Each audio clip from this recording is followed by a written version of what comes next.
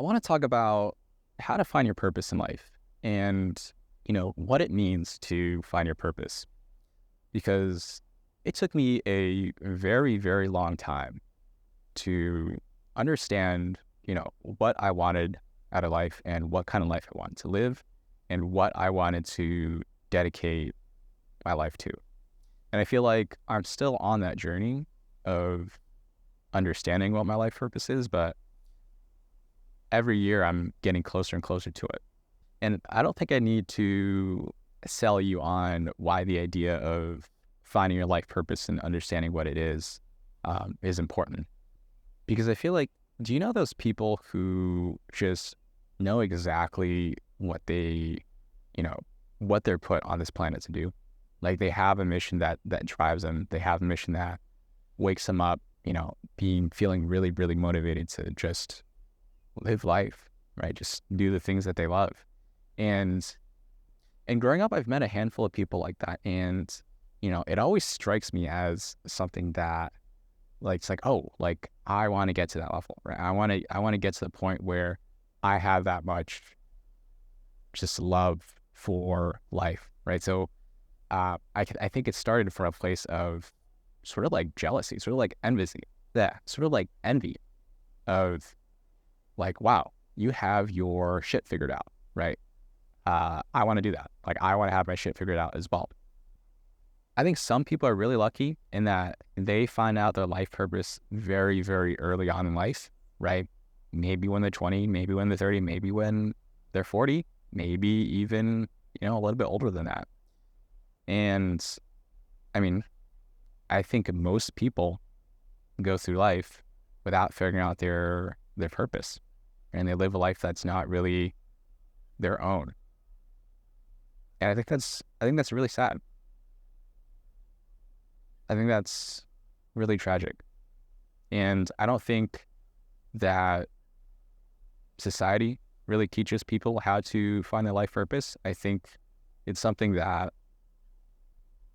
everyone sort of has to figure out their own way.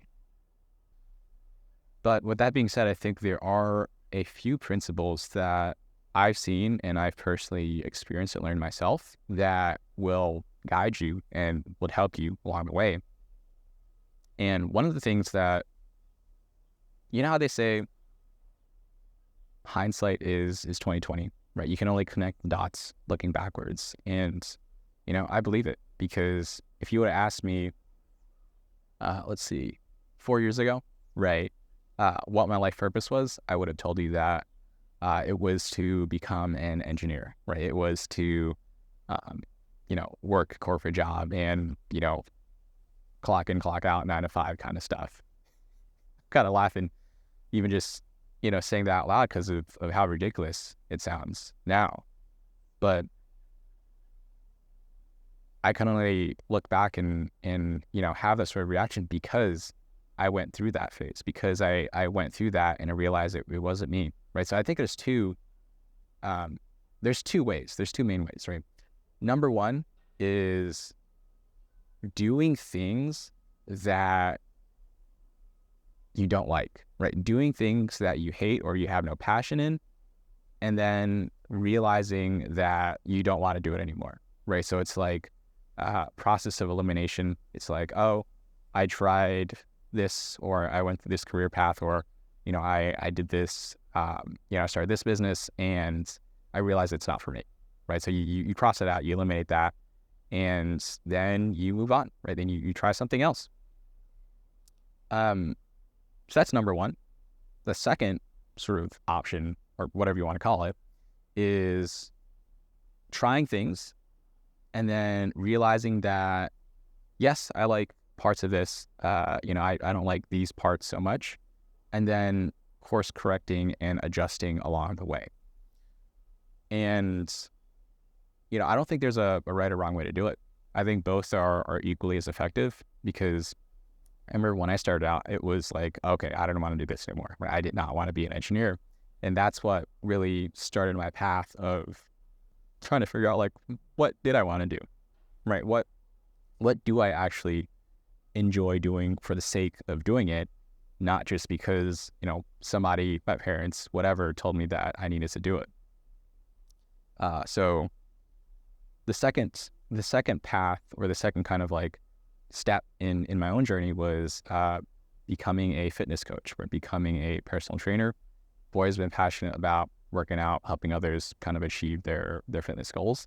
And I did that for a year and a half. And that was a really great experience because it helped me see, number one, what I was passionate, and number two, I could make money in it. But I realized that it wasn't the end journey. It wasn't the end destination for me, right? And now, currently, today, I'm in a transition phase where I'm transitioning outside of the sales space, whereas I've been in sales for the past really 2.5 years, and it's amazing. Love it. Met so many great people, picked up so many great skills, but I'm starting to realize that it's not where I want to stay for the rest of my life, right? This is really just another step that I'm leapfrogging into the next phase of my life. And I've been giving some thought as to what I want to do and what I want to dedicate the rest of my life to. And, maybe this is a little bit, what's the right word?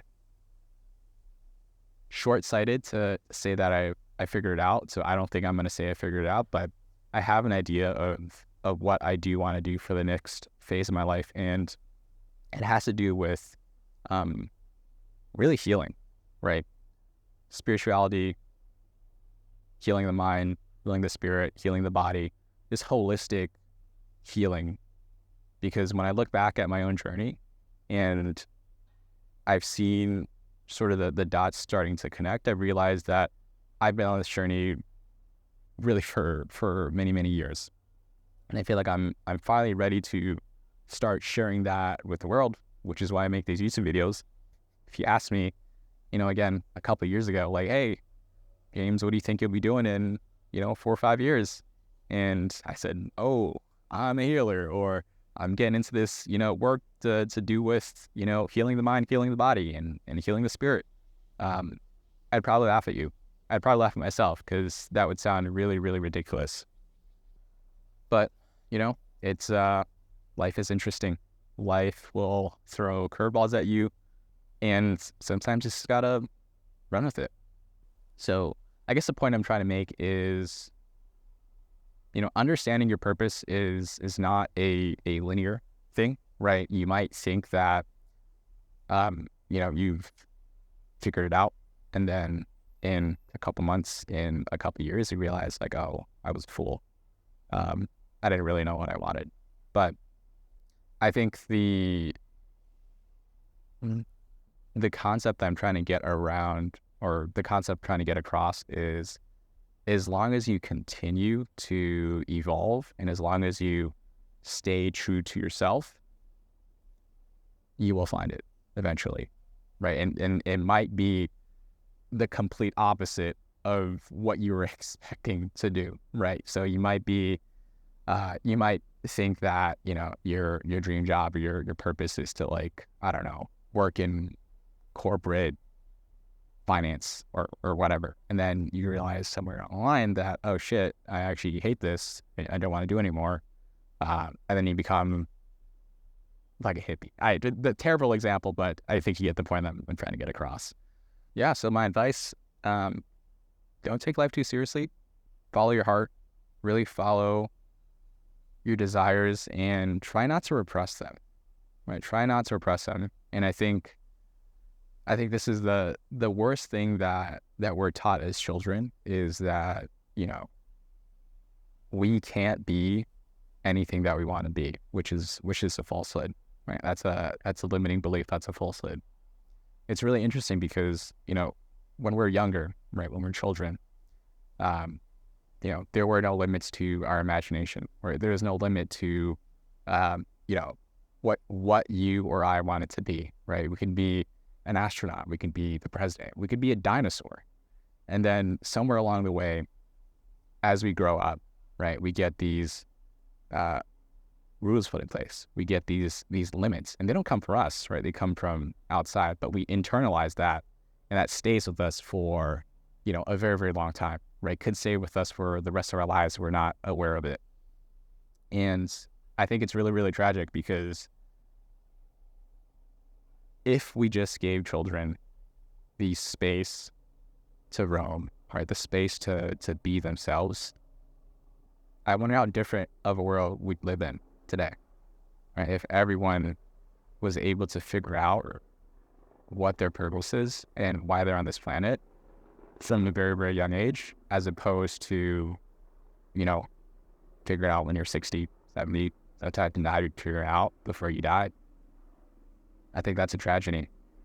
Anyways, didn't mean to get super dark at the end here, but I guess let me know where you're at in your life journey, right? And what are the things that you've tried? What are the things that you've done? And most importantly, what are the realizations that you've come to realize at your age? I don't care if you're 20, I don't care if you're 40, 50, 60, 80, whatever it is. I'd love to hear, just a portion of your story. And that's all I got for you today. Stay tuned.